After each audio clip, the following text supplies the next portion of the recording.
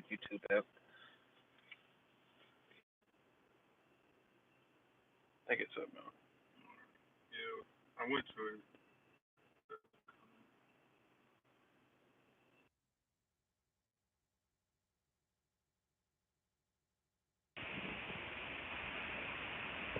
Shalom. Shalom. First and foremost, before we begin, giving all praises, glory, and honor to Yahweh, Ba'ashem, Yahushua, Ba'ashem, Akakodash. The honor is God to the apostles, the elders, and those who will teach well. Shalom, Wabarakatuh, to brothers and sisters out there. Brothers from Great Millstone, Nashville. Just a quick lesson we wanted to throw up for the spirit. And brother just came down here, just landed, so to speak.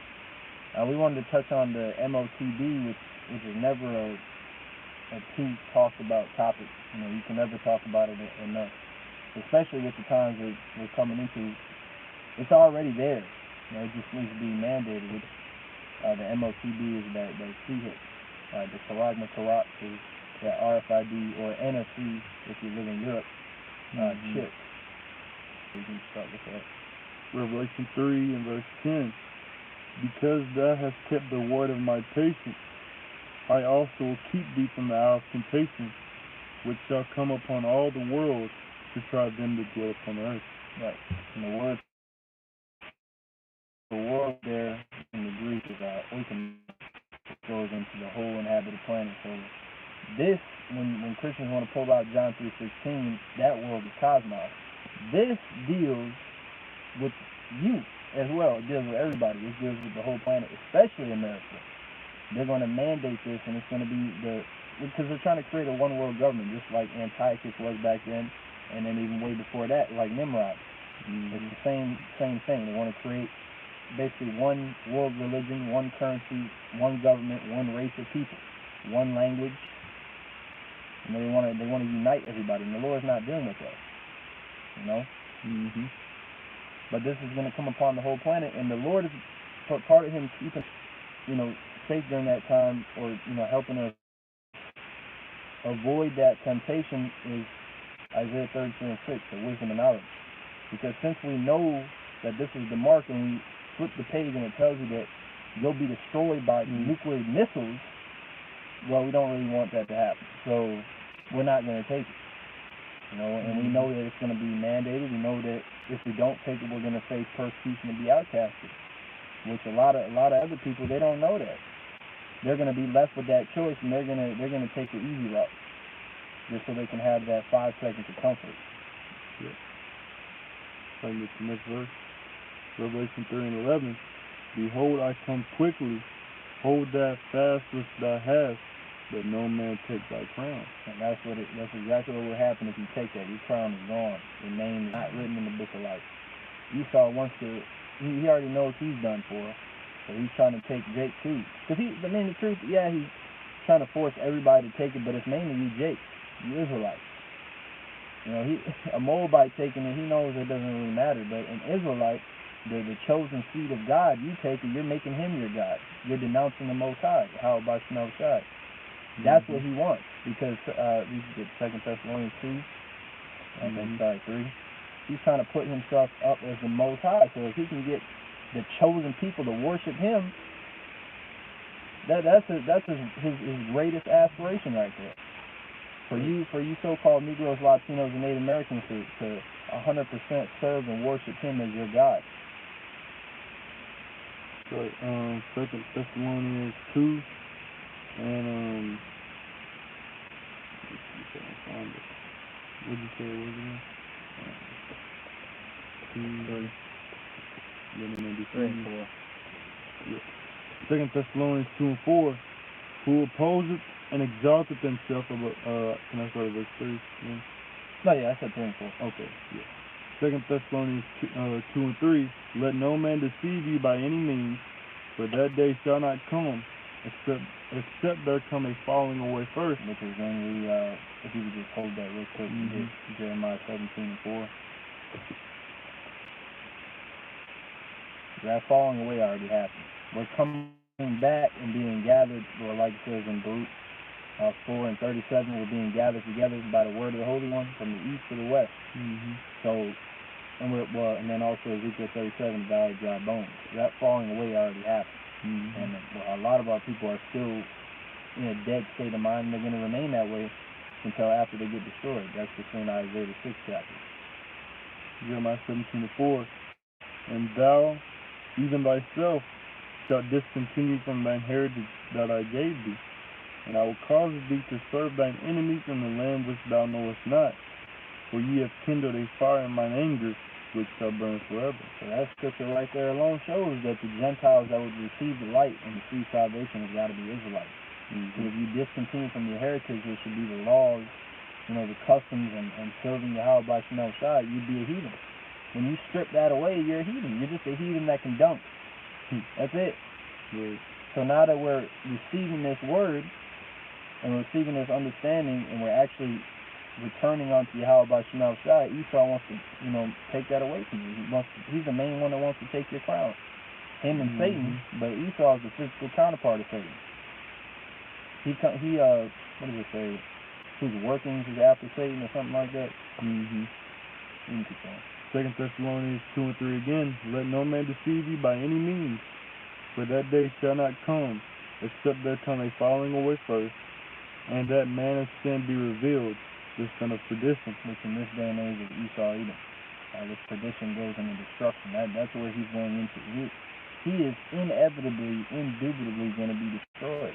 There's no ifs, ands, or buts about that. Though he sought carefully with tears, there's no repentance for him. He's the only nation, like it says in Zondervan, he's the only nation that wasn't promised mercy. So we already know. So why? And then the scriptures tell you to stay far away from the man that has power to kill. So don't even have, once he brings these, whatever he's going to do to shut off the power grid, dump the dollar and all this other shit, just stay far away from this nigga, man. Don't go, what's the point in being around him when hell breaks loose? You're going to want to be ducked off, off the grid somewhere. Don't try to get around Edomites and all that, because they're just going to try to make you do this shit. Take the chip, eat swine flesh like they've always done. They always want to try to make Jake go off. They were doing it in the time of the Maccabees.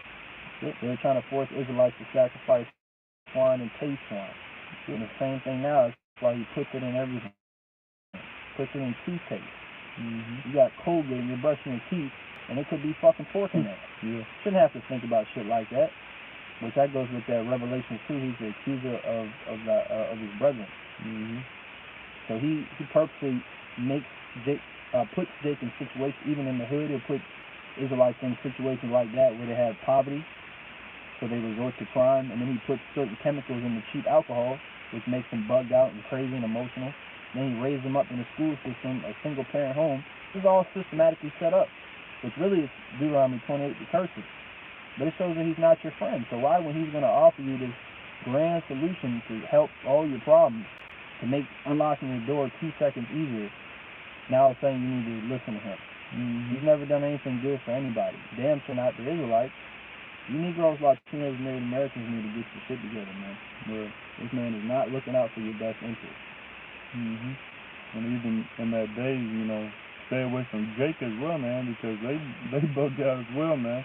Because they just as bad as the heathen, man. Boy say Worse. That's right. They worse than the heathen, man. They gonna try to compel you to take the sea hip as well, man. You had during the time of the Maccabees, you had wicked Israelites conform to the ways of the heathen. It's wicked, man. They worse, man. It says 2 Thessalonians 2:4, who opposeth and exalteth himself above all that is called the Most High, or that is worshipped, so that he as the Most High sitteth in the temple of the Most High, showing himself that he is the Most High. Right. And when you go into the word for mark in the Greek charagma, which the root charak goes in a prick or stick, but when you go into charagma, one of the descriptions of it is it talks about how it was a brand put upon slaves or cattle. So him putting that chip in you is essentially, like him making you, because we're likened onto virgins. See, I know the elders from Dallas have gone in there. He's trying to stick something in you. He's trying to make you his. You got to refuse that, because we're betrothed unto the Lord. We're just waiting for Yahweh to return, and then we're going to be collected up in the chariot and brought with him. But this has to come to pass first before that. You're not going to be in the kingdom of heaven and then they're bringing out the chip. It doesn't make any sense. There's no temptation. You have a new body. We're just talking about right now. We know how weak this flesh is already. So best believe, whether you got the truth or not, it's going to be tempting for everybody. But like I said, we're going to be able to resist it through the Spirit of Yahweh by Shemel Shai. Right. I got a precept going into that. I'll pull it up right here. Going into in the law, if Israelite man serves another Israelite, and 7 years, and then he says that he wants to stay with his master, then they would stick an awl through their ear, and then he would become his servant for life, servant and master. Deuteronomy 15 and verse 16. And it shall be, if he say unto thee, I will not go away from thee, because he loveth thee in thine house, because he is well with thee, then thou shalt take an awl and thrust it through his ear unto the door, and he shall be thy servant forever. And also unto thy maid servant thou shalt do likewise. And I believe in another chapter, or another book, I believe Exodus, it goes into, if he shall say that he loved his master, then you'll stick an awl through his ear. Or the master will stick an awl through the servant's ear. And like Apostle Star said once before, he said that that in today's day of age, when that comes to pass, man, the charagma is gonna be as a digital awl. You're gonna say that you love your master, you love Esau Edom, the so-called white man, you love what he's doing, you love this agenda, and you're gonna stick that digital awl into your hand, man, and you're gonna be his servant forever, and you're gonna basically you have condemned yourself to death, man. That's your lot, man. That's your destiny. If you take that chip, you're gonna be his servant for life, and it's not even gonna be for a long period of time, man. It's not even, like the brother said, for 5 seconds of what? Nothing, man. Through. Get this real quick. You didn't want me to do anything. No, you can give it to me. I got one for you. Okay. Revelation 2 and verse 10. Yeah, that's it. You got to go on both sides of the section. Revelation 2 and 10. Fear none of those things which thou shalt suffer. Behold, the devil shall cast some of you into prison, that you may be tried. And you shall have tribulation 10 days. Be thou faithful unto death, and I will give thee a crown of life. Some brothers are going to be in this scenario where they're going to have to die. You can get Revelation 24, because that has. We're doing a lesson.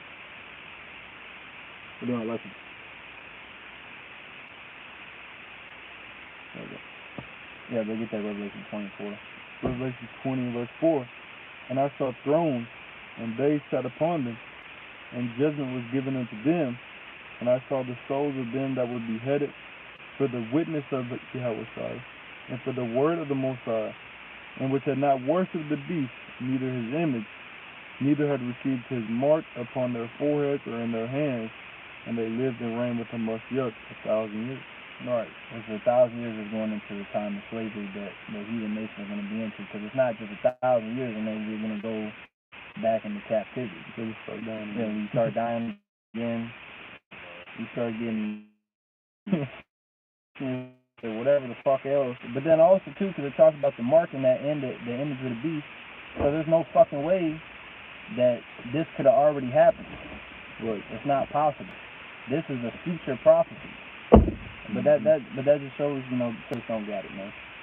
Right. They just don't got it. But like, what can you get? You got the Apocrypha? Yeah. You get that Rock 128. Mm-hmm. So, like how we went into the people that take it, and we talked about it, they're going to be destroyed. People that don't take it, they're going to, like the Lord said, Yahweh Shai said, be faithful unto death, and he'll give you a crown of life. It's not like you're dying for no reason. It's not vanity. Right. You're dying a glorious death. Mm-hmm. It's for a righteous cause. Right. Ecclesiastes, Sirach 4 and 28. Strive for the truth unto death, and the Lord shall fight for thee. Right, so unto death. So either you strive unto death or you strive until you get beamed up. But there's no point in time where your contract just ends. This ain't a 3-day contract where you do 100 videos and then you just get to quit. You know, this is a forever thing. And you definitely shouldn't treat it like a 3-day contract, because this is what you're going to be doing every day in the kingdom forever. So if you're not really down with this thing, you might as well just leave. Because what we're pushing here, this is an eternal thing. This is an internal campaign of serving the Lord. Now in the kingdom, we're not going to be doing camp and holding videos. Well, holding camp and making videos, but we're going to be serving the Lord fervently. We're going to be keeping the laws. So if you have a problem with a law, any law even, then you just got to kick rocks. You know, we don't have time for the emotional bullshit. We're supposed to put off the weak nature. You know, dealing with that topic of grace. If there was no law on that, then we'd be through. If that law was applied today, then society would be different. There's a lot of women that would have husbands that are taking care of them right now if that law was in place. So if you think it's a problem, then whatever. Pick up the Quran. Figure that shit out, man. Yeah. You got something? One more verse. Revelation 2:11. He that hath an ear, let him hear what the Spirit saith unto the churches. He that overcometh shall not be hurt of the second death. No, so nobody said it was going to be easy. It's something that you have to overcome. You have to prevail. There's going to be a lot of adversity, but that's what's going to make the reward so great. It wouldn't be great if you just woke up to you're an Israelite and you get beamed up that day. Yeah, it sounds great, but it yields a lot greater reward knowing all the struggles and tribulations that you had to go through to get there. It makes it all much worth it. You know, if you get into a boxing match and you knock somebody out in 3 punches, yeah, it looks good, and you're gonna get a lot of credit for it and all that. But it's better if you go 12 rounds and you win by a TKO, or you win by decision. Right. That means you put your soul into that. All your training was put into that fight. Right. You know, because best believe Esau, even as weak as he is, he's not a weak enemy. You know, in the sense of that, he's definitely a worthy villain in this movie. He was created to be that way. That's why he's the main one talked about. Moab and all of them, they're just side characters. They're little henchmen. They only do so much. But Esau, even he's the main villain that we battle against. Him and Satan. Right. Acts 14:22, confirming the souls of the disciples and exhorting them to continue in the faith, and that we must, through much tribulation, enter into the kingdom of the Most High. So hell ain't going to break loose, and then it gets easier from there. Closer. The earth is going to continue to get stronger. It's just going to be hell. But the Lord is putting us through small things now that's going to help make us, be able to tap our damn temple and be like, you know what? I've been in something kind of similar to this. I've been through, stressful situations where I just took a breath and I was able to analyze and make a decision based upon the spirit and not emotion. You can actually have rational thinking. Which all the qualities that we're building up right now is definitely going to get us through those times.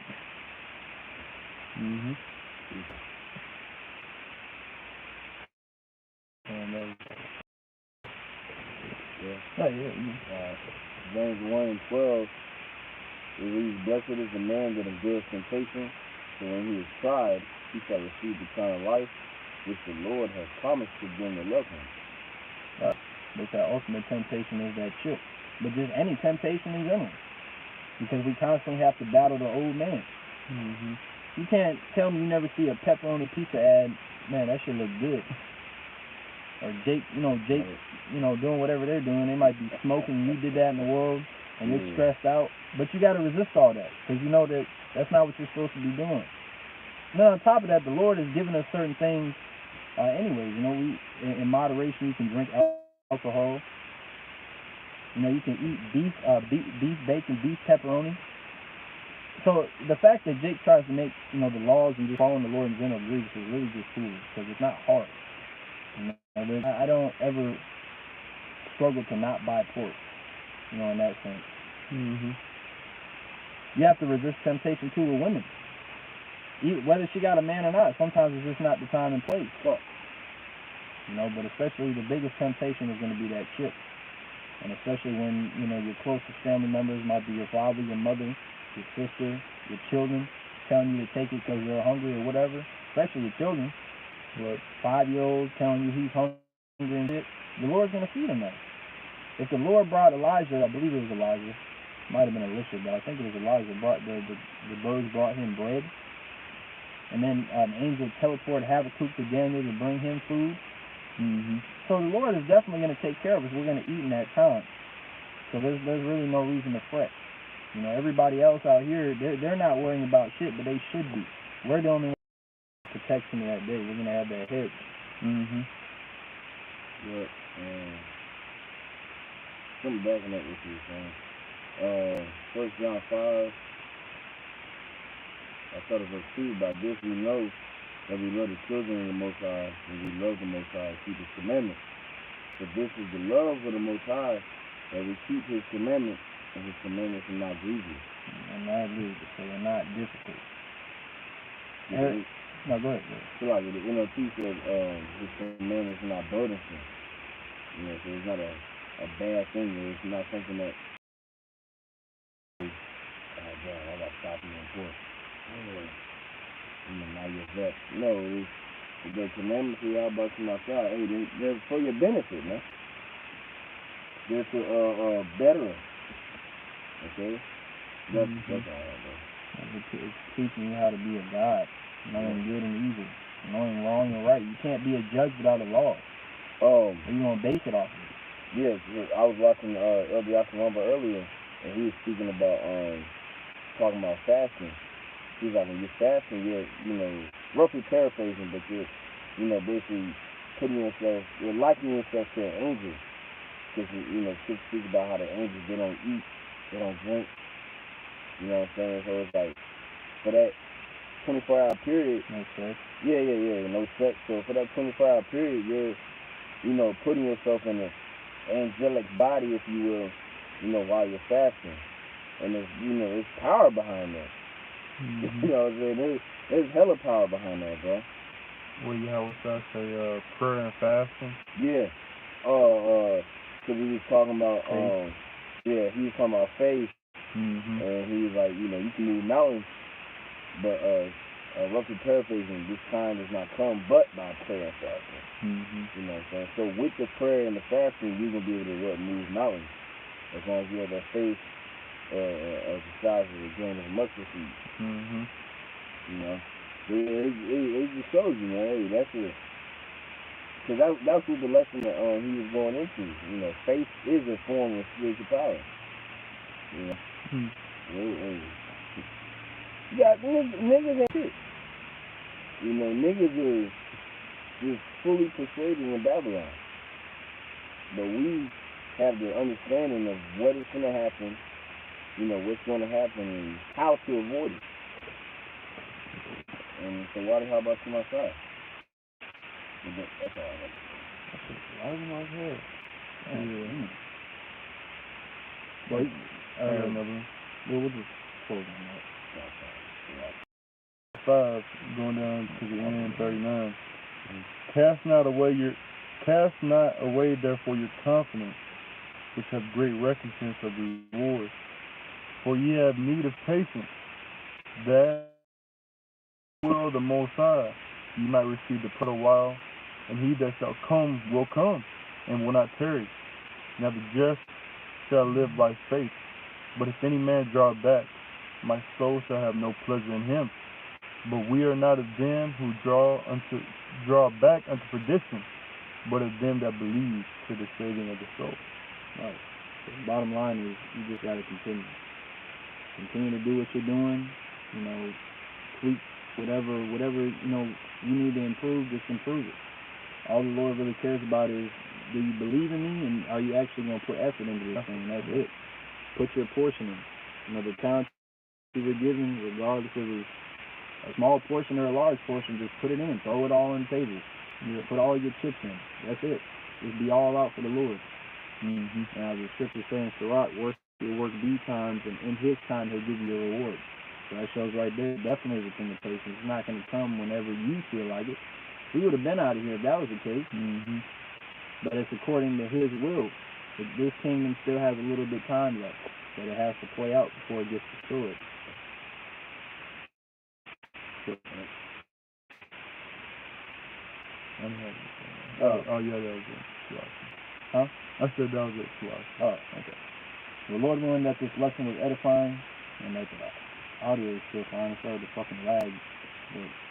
But before we close, giving all praises to the power of Hashem, Yahushai, Ba'ashem, HaKadosh, double honor go out to the apostles, elders, great millstones, Shalom, and the blah blah blah. Amen.